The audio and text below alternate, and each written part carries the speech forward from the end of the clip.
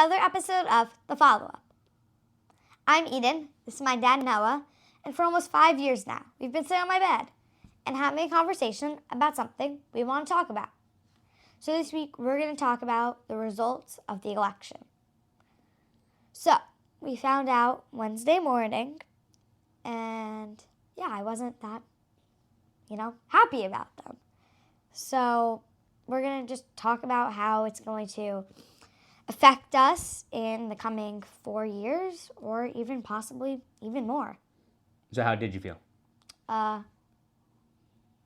Disappointed, disgusted. Yeah, pretty much. Because I find it crazy why we should have a criminal in office and someone who only believes in, he's very selfish, who only really, he only cares about himself. That's what the word. Mm-hmm. I don't like the way he conducts himself at all. And I'm a firm believer in that the President of the United States is a leader, not just of policy in our country, but the one that you can look to feel like, okay, no matter what else is going on, there's always something going on in the world that the United States is involved in, whether it's something that relates to national security, the economy, anything. You need to believe in somebody that they have the best interests of all Americans in mind.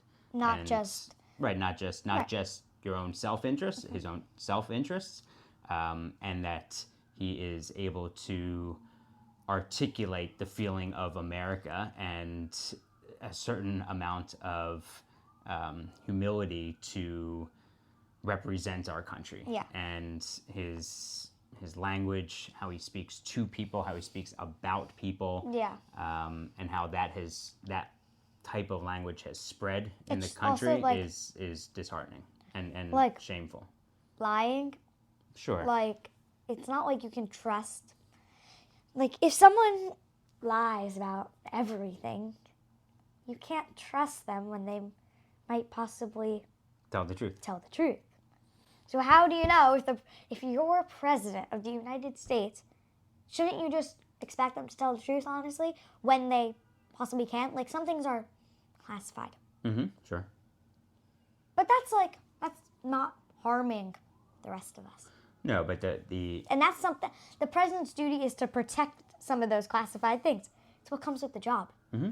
Not to lie about things that are made up. Right, and I firmly believe that he's in it just for his ego, so he has access to, all the classified information in the world, and he is just telling his friends because it makes him seem cool. This is not someone who has a secret in junior high. This is our country at stake, right. And it is. I just start to think all right, every day now I just think, all right, what are my priorities, and how is this administration going to impact my priorities? And a lot of that has to do with treatment of others, mm-hmm. minorities, people that he does not respect or like, right. And how is he going to handle situations around the world that impact all of us? Yeah, some things that Biden has put into place, or even some things that we put into place years ago. Yeah, sure. Right, basic pillars of democracy. Yeah, exactly. Mm-hmm. And the spread of misinformation, and it's you could run down the whole list of, I can't believe this group of people would support him, or this group of people would support him, and that's now called revisionist history, going mm-hmm. back and trying to find, well, why would they do that? And we'll leave that up to the parties to figure out for another time. Yeah. But when thinking about how it impacts us moving forward, and I said to you that next day, I said, look, I think as parents, we need to work harder to make sure that you know that you are safe and taken care of. And also make sure that we are as informed as possible so that you feel comfortable asking any and all questions and us having a satisfactory answer. So as a family, we just need to feel comfortable talking about all this stuff together. Because the last thing that we would want is for you to be worried about something that you see on, I mean, we watch the news all the time. We've talked about that on the podcast a bunch.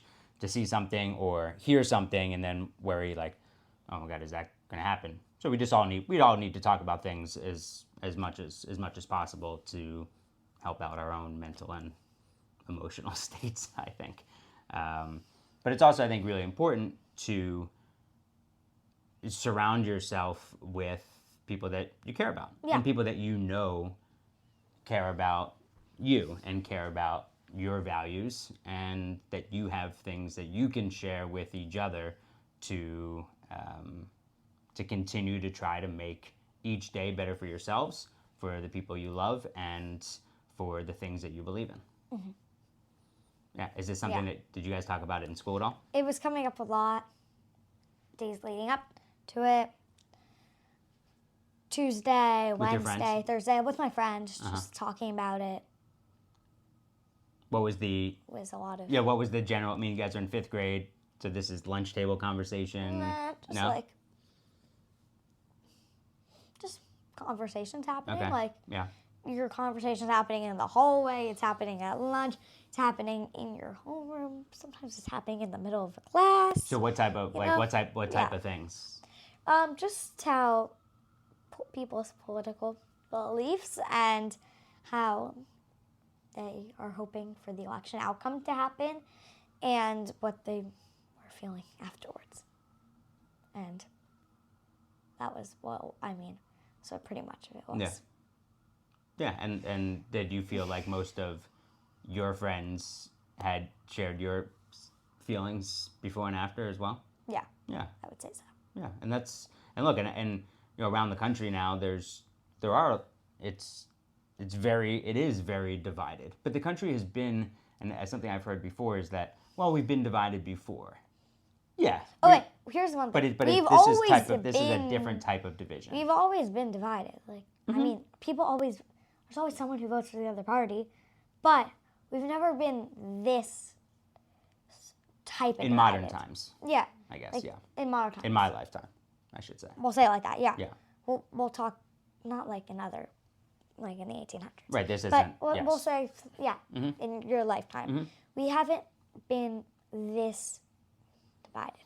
Yeah, and with a certain type of rhetoric, so the speech, that it hasn't felt like it is us against them ever before in my lifetime. And that's what this feels like. Or that like the candidates have been us against them. Right, or so disrespectful of each other. And that's what bothers me so much. And presidents have been criticizing each other when they run forever. For years. Yeah, forever. But never like this, I feel like never at this amount of...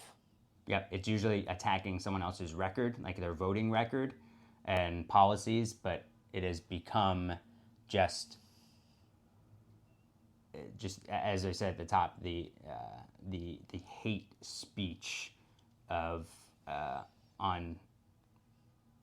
coming from Donald Trump. So coming from the top and allowing that to be normalized, and be able to just do whatever you want without the repercussions and feeling like, well, I can do whatever I want. That to me that's dangerous, and that's the opposite of what we teach as parents. Like, you can say something against someone else's policy if you don't agree with it, but you can't attack someone for who they are.